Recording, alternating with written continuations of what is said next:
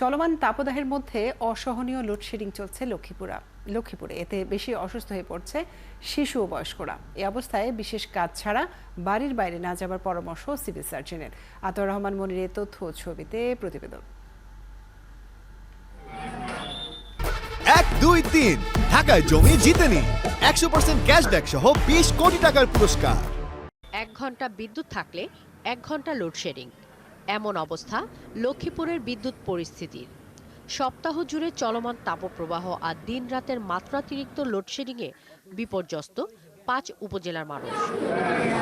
গরমে বিদ্যুতের চাহিদা বেড়ে যাওয়ায় প্রতিদিন গড়ে 12 থেকে 13 ঘন্টা বিদ্যুৎ ছাড়াই থাকছেন এলাকার প্রায় 5 লাখ গ্রাহক।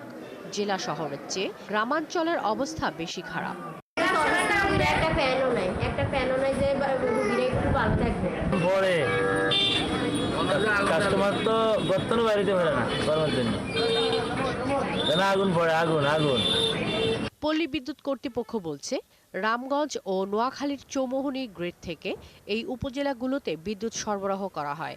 তবে চাহিদার তুলনায় অর্ধেকেরও কম বিদ্যুৎ পাওয়ায় ঘাটতি সমন্বয় করতে নিয়মিত লোডশেডিং করতে হচ্ছে।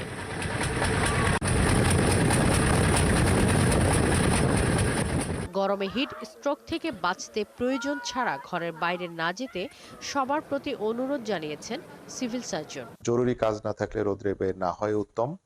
এছাড়া ঢিলাঢালা সুতি জামা কাপড় পরতে হবে, সিনথেটিক কাপড় অ্যাভয়েড করাই ভালো।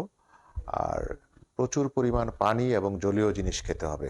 লক্ষ্মীপুর ও রায়পুর পৌরসভার পানি সরবরাহ শাখা সূত্রে জানা গেছে, ঘন ঘন লোডশেডিংয়ের কারণে পৌরসভার ট্যাঙ্কে পানি ওঠানোর সমস্যা হচ্ছে।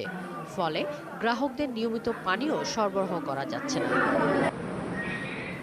শাকিলা শম্পা, ৭১।